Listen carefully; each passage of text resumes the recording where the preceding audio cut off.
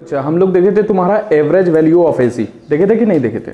अब average value में तुम्हारा क्या था कि एक स्टेडी करंट था। जैसे मान लो तुम्हारा क्या है, यहां पर ध्यान देना कि इसमें एक एसी सोर्स जोड़ दिए, ठीक, एक एसी सोर्स जोड़ दिया और यहां पर बल्ब था या मान लो कोई रजिस्टर है बच्चा, ठीक, ऐसे करके। अब इसमें क्या करते थे कि एसी का जो तुम्हारा करंट ये जितना तुम्हारा चार्ज थ्रो करेगा, चार्ज पास करवाएगा एक सर्किट से बच्चा, ये बताए थे तुम्हारा कल, ठीक है, लास्ट क्लास में, कि जितना एसी करंट जो है, एसी करंट जितना चार्ज पास करवाएगा तुम्हारा सर्किट से, उतना तुम्हारा दूसरा सर्किट हम लोग लेते हैं जो कि तुम्हारा एक डीसी वाला। देखो स्टेडी करंट तुम्हारा क्या होता है, स्टेडी करंट कहने का मतलब क्या है कि हम बताएं तुम्हारा कि डीसी और एसी दो तरह का करंट बच्चा। डीसी में तुम्हारा दो तरह का तुम्हारा करंट होता है, दो तरह का वो भी होता है, मतलब डीसी भी दो तरह का होता है, एक पल्सेटिंग डीसी जिसमें मैग्नीट्यूड बदलता है और एक स्टेडी डीसी जिसमें मैग्नीट्यूड नहीं बदलता है बच्चा। बात समझ में आ रहा है? तो ध्यान देना कि जो एवरेज वैल्यू बताए थे लास्ट क्लास में वो तुम्हारा स्टेडी करंट था। स्टेडी करंट कहने का मतलब क्या, स्टेडी करंट कहने का मतलब डीसी करंट, क्योंकि एसी तो स्टेडी करंट होगा ही नहीं, क्योंकि उसका मैग्नीट्यूड और डायरेक्शन दोनों बदल रहा है बच्चा। बात समझ में आ रहा है ना? तो बेसिकली तुम्हारा जो क्या बोलते हैं एवरेज वैल्यू है एसी का, वो तुम्हारा स्टेडी करंट है, यानी डीसी इक्विवेलेंट है बच्चा। एसी का डीसी इक्विवेलेंट है, जो तुम्हारा क्या करेगा, सेम अमाउंट ऑफ चार्ज तुम्हारा थ्रो करवाएगा सर्किट से जितना तुम्हारा हाफ साइकिल में एसी प्रोड्यूस करवाएगा, मतलब थ्रो करवाएगा चार्ज। बात समझ में आ रहा है? जितना मतलब एसी जितना तुम्हारा हाफ साइकिल में चार्ज थ्रो करेगा सर्किट से, उतना ही चार्ज तुम्हारा स्टेडी करंट जो होगा एसी का, यानी steady value of AC current जो होगा, स्टेडी वैल्यू क्या हो गया, एवरेज वैल्यू बच्चा, उतना ही चार्ज थ्रो करवाएगा सर्किट से, ठीक है, सर्टेन टाइम इंटरवल में। ओके, इतना बात समझ में आ रहा है? तो सर फिर आरएमएस वैल्यू क्या है एसी का, ठीक है। अब देखो होता क्या है कि डीसी वैल्यू जो है ना बच्चा, एक फिक्स वैल्यू तो तुमको दे रहा था, लेकिन डीसी तुम्हारा एक मतलब नेट कितना करंट फ्लो कर रहा है उसका बता रहा था, यानी नेट यूनिट डायरेक्शनल करंट का वैल्यू बता रहा था बच्चा। और उसका यूज, यानी जो एवरेज वैल्यू ऑफ डीसी है, मतलब average value of AC current है, वो तुम्हारा एक्चुअली रेक्टिफायर्स में ज्यादा यूज होता है। बात समझ में आ रहा है कि नहीं? रेक्टिफायर्स जब हम लोग पढ़ेंगे तो उसमें तुम्हारा एवरेज वैल्यू का यूज होता है बच्चा। बात समझ में आ रहा है? लेकिन आरएमएस वैल्यू का यूज नहीं होता है बच्चा। अब आरएमएस वैल्यू का जरूरत क्यों पड़ा? घर में जितना भी अप्लायंसेस, तुम्हारा मल्टीमीटर जो होता है बच्चा, मल्टीमीटर तुम लोग देखा होगा कि जिसमें रेजिस्टेंस भी नाप सकते हैं, तुम्हारा वोल्टेज भी नाप सकते हैं, सब चीज नाप सकते हैं बच्चा। तो उसमें तुम्हारा क्या होता है, मल्टीमीटर में अगर तुम मेंस में लगाएगा, मेंस में जो सप्लाई आ रहा है वो कैसे सप्लाई आ रहा है, एसी सप्लाई आ रहा है बच्चा। अब उसमें लगाएगा तो तुम्हारा क्या होता है, देखता है कि 220 वोल्ट है। अब वो 220 वोल्ट क्या है, 220 वोल्ट एक्चुअली ये आरएमएस वैल्यू है बच्चा। वोल्टेज का जो है वो आरएमएस वैल्यू है। बात समझ में आ रहा है कि नहीं आ रहा? आरएमएस वैल्यू का बहुत उपयोगिता है, मतलब ये देख लो तुम्हारा 220 वोल्ट, इसको लिखते बच्चा आरएमएस वैल्यू, ठीक है। अब रूट मीन स्क्वायर वैल्यू क्या है भैया, ठीक है। ध्यान दो कि तुम्हारा फुल साइकिल में तुम्हारा डीसी वैल्यू क्या हो जा रहा था, जीरो हो जा रहा था बच्चा, पॉजिटिव और नेगेटिव मिलके। बात समझ में आ रहा है कि नहीं? ये फुल साइकिल में तुम्हारा क्या हो रहा था, दोनों अगर मिला देते तो तुम्हारा क्या हो जाता, पॉजिटिव नेगेटिव मिलके जीरो हो जाता वैल्यू।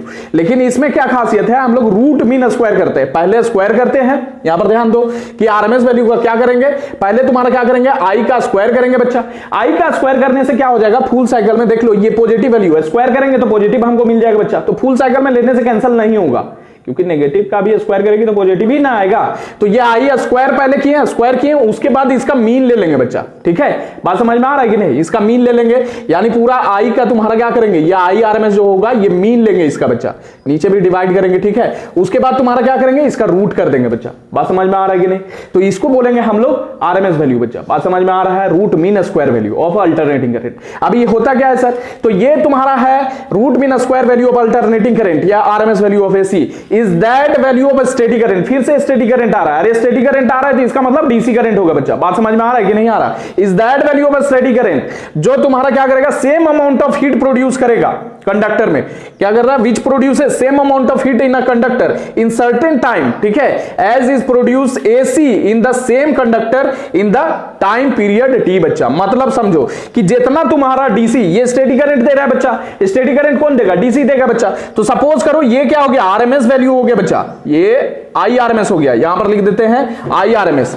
IRMS कहने का मतलब क्या है कि स्टेडी है, स्टेडी वैल्यू ऑफ करंट है बच्चा, जो same amount of heat produce कराएगा जितना तुम्हारा AC प्रोड्यूस करवाएगा फुल साइकिल में। बात समझ में आ रहा है? इस स्टेटमेंट का मतलब समझ में आ रहा है कि IRMS उतना ही हीट प्रोड्यूस करवाएगा एक सर्टेन टाइम में सेम कंडक्टर से जितना तुम्हारा AC फुल साइकिल में तुम्हारा क्या करवाएगा, हीट प्रोड्यूस कराएगा इस कंडक्टर में। बच्चा बात समझ में आ रहा है कि नहीं, कोई दिक्कत है? ये बात समझ में आ रहा है? तो हीट का क्या लिंक है सर? हीट का लिंक है तुम्हारा बच्चा, क्योंकि इसमें तुम्हारा RMS वैल्यू से ही हम लोग सारा चीज निकालते हैं। इसको बोलते हैं हम लोग इफेक्टिव वैल्यू भी, इफेक्टिव वैल्यू ऑफ तुम्हारा AC, या फिर तुम्हारा वर्चुअल वैल्यू ऑफ AC भी बोलते हैं। बच्चा बात समझ में आ रहा है कि नहीं? अब इफेक्टिव वैल्यू तुम्हारा या तुम्हारा क्या बोलते हैं वर्चुअल वैल्यू जो है, ये तुम्हारा बहुत यूज आता है। कैसे? पावर कंजप्शन तुम्हारा कितना हो रहा है तुम्हारा सर्किट में, ठीक है, पावर कंजम्पशन, ये सब एनर्जी कितना कंज्यूम हो रहा है सर्किट में, या हीट लॉस कितना हो रहा है बच्चा, ये सब सारा चीज RMS वैल्यू से कैलकुलेट होगा। इससे तुम्हारा नहीं निकल सकता है, एवरेज वैल्यू से नहीं निकल सकता है बच्चा वो चीज। बात समझ में आ रहा है कि नहीं आ रहा? बोलो। फुल साइकिल में ये वाला पूरा लेंगे, ठीक है, फुल साइकिल में लेंगे तो तुम्हारा क्या होगा, हाफ साइकिल वाला काम नहीं करेगा ना बच्चा, क्योंकि हाफ साइकिल एवरेज वैल्यू वाला है, वो तो नेगेटिव वाला हम लोग छोड़ दे रहे हैं। बात समझ में आ रहा है ना?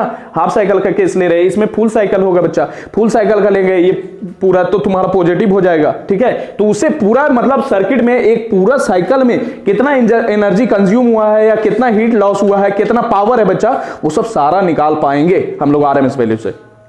आई होप बात समझ में आ रहा है, ठीक है। बुझलिस कि ना बुझलिस? तो RMS वैल्यू डायरेक्ट बता दिया जाता है बहुत जगह, लेकिन डायरेक्ट नहीं बता रहे, तुमको समझा रहे हैं कि RMS वैल्यू हम लोग क्यों ले रहे हैं और एवरेज वैल्यू क्यों नहीं ले रहे हैं, ठीक है। तो दो चीज तुमको पढ़ना है एक्चुअली, तुम्हारा क्या करना है, एक RMS वैल्यू पढ़ना है और एक तुम्हारा ये वाला एवरेज वैल्यू पढ़ना है, DC जिसको बोल रहे हैं तुम्हारा। तो मतलब क्या है, तो RMS और जो एवरेज वैल्यू है दोनों तुम्हारा स्टेडी वैल्यू है बच्चा, मतलब ये DC करंट के इक्विवेलेंट करंट देगा बच्चा। बात समझ में आ रहा है कि नहीं आ रहा?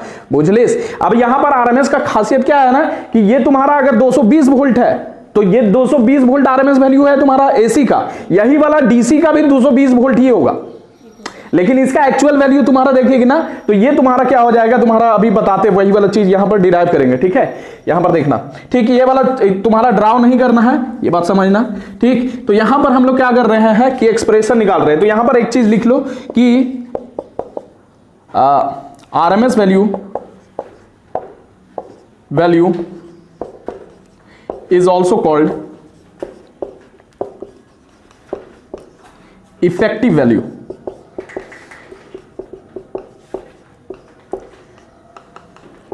और virtual value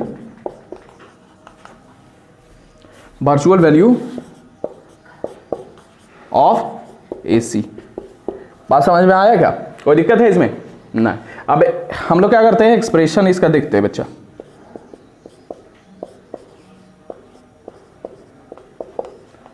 लिख ले इसको पहले, फिर ऊपर से लिखना। चलो देखो एक्सप्रेशन इसका देखते हैं बच्चा। तो हम लोग क्या करते हैं, let I current flowing through a conductor या circuit having resistance R बचा,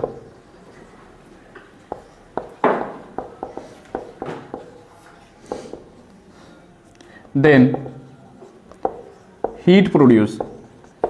देखो हम लोग देखे थे बच्चा कि तुम्हारा करंट का दो इफेक्ट होता है, एक इफेक्ट मैग्नेटिक फील्ड बच्चा, ठीक है, जब करंट तुम्हारा बहता है वायर से तो चारों तरफ क्या बनाता है, मैग्नेटिक फील्ड, और दूसरा इफेक्ट क्या होता है तुम्हारा, हीट प्रोड्यूस करता है बच्चा। बात समझ में आ रहा है? तो हम लोग I करंट कर रहा है फ्लो तुम्हारा किसे, एक सर्किट से बच्चा, जो हम लोग माने, और जिसका रेजिस्टेंस कितना है, R है बच्चा, हैविंग रेजिस्टेंस R यहां पर लिख देते हैं, ठीक है।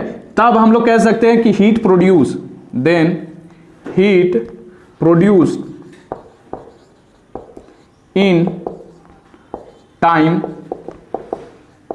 dt कितना हो जाएगा बताओ, याद है ये वाला रिलेशन ना, H is equal to I square RT, ठीक है। बोलो, ये T तुम्हारा क्या होता था, टाइम होता था बच्चा, H is equal to I square RT, ठीक है। बात समझ में आ रहा है? अब देखो छोटा टाइम इंटरवल के लिए हम लोग ले रहे हैं बच्चा, तो छोटा हीट प्रोड्यूस होगा, dt टाइम के लिए ले रहे हैं, तो I स्क्वायर क्या हो जाएगा, R dt हो जाएगा बच्चा। बात समझ में आ रहा है कि नहीं आ रहा? तो वही चीज यहां पर लिखेंगे, dH विल भी कितना, यहां dH लिखेंगे और लिखेंगे आई स्क्वायर आर डी टी बच्चा। इसको पहला इक्वेशन दे दिया जाए, ठीक, कोई दिक्कत? बोलो, समझ में आ रहा है इतना बात? अच्छा, हम लोग जानते हैं आई इज इक्वल टू कितना होता है, आई नॉट साइन ओमेगा टी होता है बच्चा। अब इसको क्या करते हैं, यहां पर बैठाएंगे, so D H will be कितना, I naught square sine square omega T, यहां पर आर होगा और डी टी होगा बच्चा। बात समझ में आ रहा है, कोई दिक्कत? ठीक। अब देखो, हम चाहते हैं कि टोटल तुम्हारा ये साइकिल है तुम्हारा बच्चा, तो ये पूरा साइकिल हो गया, तो इसमें तुम्हारा क्या होगा, 0 से t टाइम तक जाएगा तुम्हारा ये साइकिल। तुम्हारा कितना है, पूरा टाइम पीरियड t लगेगा बच्चा। तो तुम्हारा total heat produced in the circuit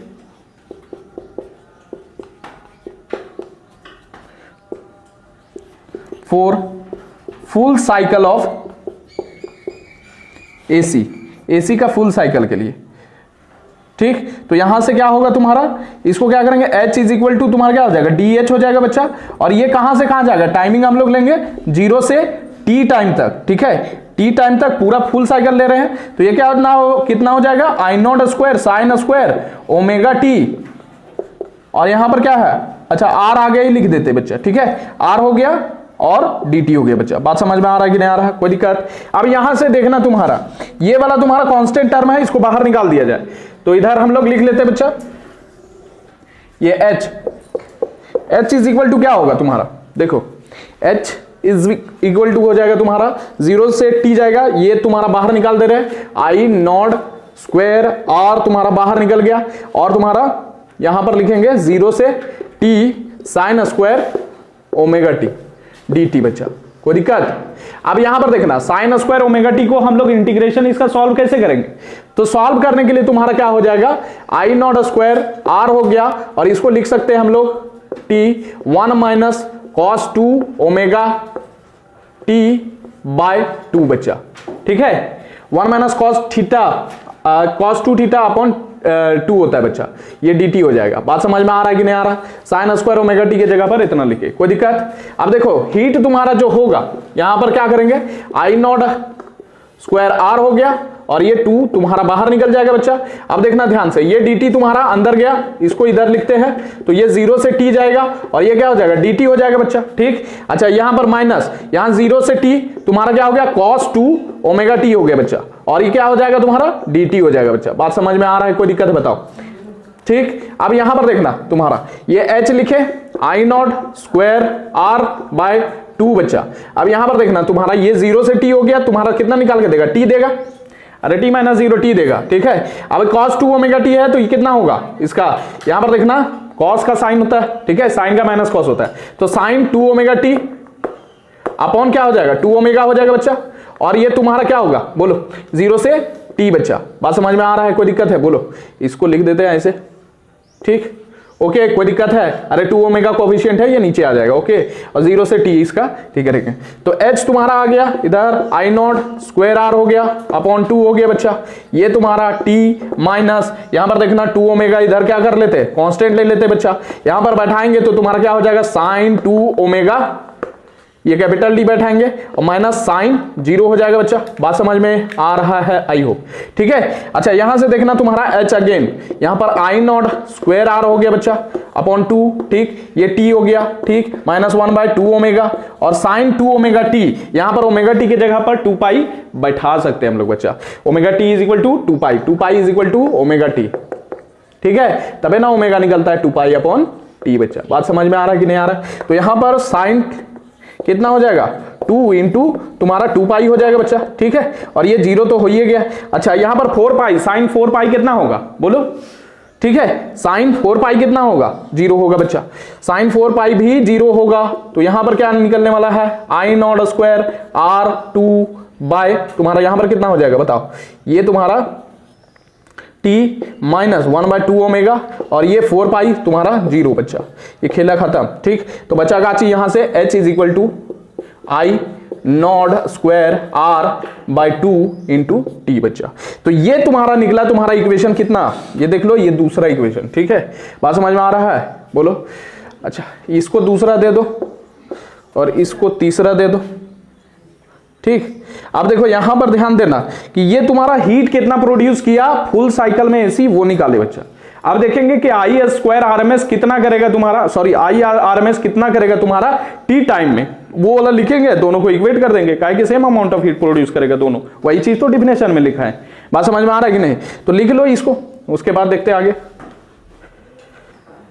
तो देखो ये इतना अमाउंट ऑफ हीट तुम्हारा प्रोड्यूस किया एसी तुम्हारा फुल साइकिल में बच्चा। अब हम लोग क्या करते हैं, मानते हैं let I RMS is the RMS value of AC, क्या AC का बच्चा, flowing through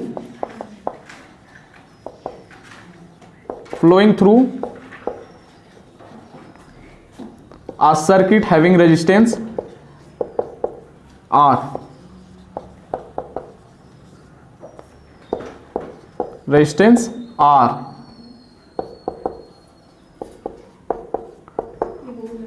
ठीक, अच्छा, रेजिस्टेंस आर से तुम्हारा गुजरेगा बच्चा, जब गुजरेगा तो तुम्हारा हीट प्रोड्यूस करेगा, तो तुम्हारा देन यहां पर लिख सकते हैं हीट प्रोड्यूस्ड,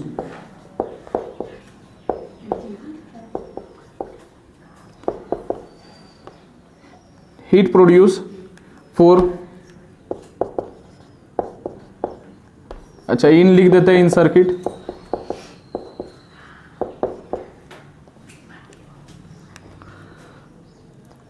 इन टाइम कैपिटल टी। ठीक है, अब देखो हम लोग क्या जानते हैं, H इज इक्वल टू क्या होता है, आई स्क्वायर आर टी बच्चा। तो यहां पर H लिखेंगे, यहां पर देखना हम बताए थे सेम अमाउंट ऑफ हीट तुम्हारा प्रोड्यूस करेगा, आई आरएमएस भी वही करवाएगा और एसी का जो करंट का वैल्यू है वो तुम्हारा फुल साइकिल में वही हीट प्रोड्यूस करवाएगा बच्चा। तो यहां पर क्या लिखेंगे, आई स्क्वायर आर एम एस, यही करंट तुम्हारा अगर है, और कितना टाइम तक, आर रजिस्टर से तुम्हारा जा रहा है बच्चा, और ये टी टाइम तक बच्चा। तो आई स्क्वायर हीट कितना प्रोड्यूस करवाएगा, आरएमएस करंट, वो तुम्हारा आई स्क्वायर आरएमएस आरटी करवाएगा बच्चा। बात समझ में आ रहा है। अब ये देखो तीसरा इक्वेशन और चौथा इक्वेशन दोनों same amount of heat produce कर रहा है, तो फ्रॉम इक्वेशन 3 and 4 बच्चा, फ्रॉम इक्वेशन 3 and 4 यहां से क्या मिल रहा है सर, तो यहां से देखो तुम्हारा I square R M S R T is equal to क्या हो जाएगा, I naught square R T अपन क्या हो जाएगा, 2 हो जाएगा बच्चा। बात समझ में आ रहा है क्या, बोलो। यहां से तुम्हारा क्या क्या कटने वाला है, देखो तो आर टी खत्म हो जाएगा। ठीक, यहां से देखो ये आई आर एम एस निकालेंगे तो इधर तुम्हारा स्क्वायर है, उधर जाके क्या हो जाएगा, रूट बन जाएगा बच्चा।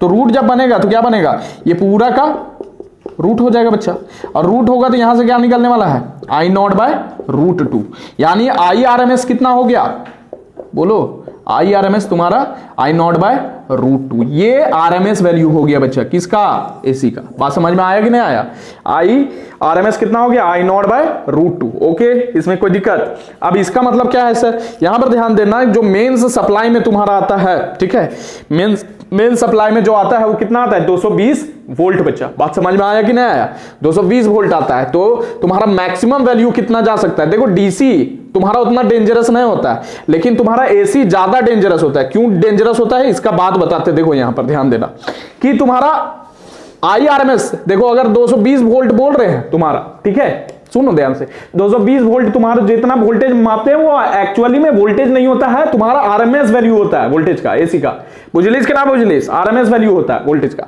तो 220 वोल्ट अगर बोल रहे बच्चा, तो इसका मतलब है ये तुम्हारा आई नॉट बाई, ये करंट निकाले आई आरएमएस, इसी तरह तुम्हारा वोल्टेज निकालेंगे तो ई आरएमएस हो जाएगा बच्चा।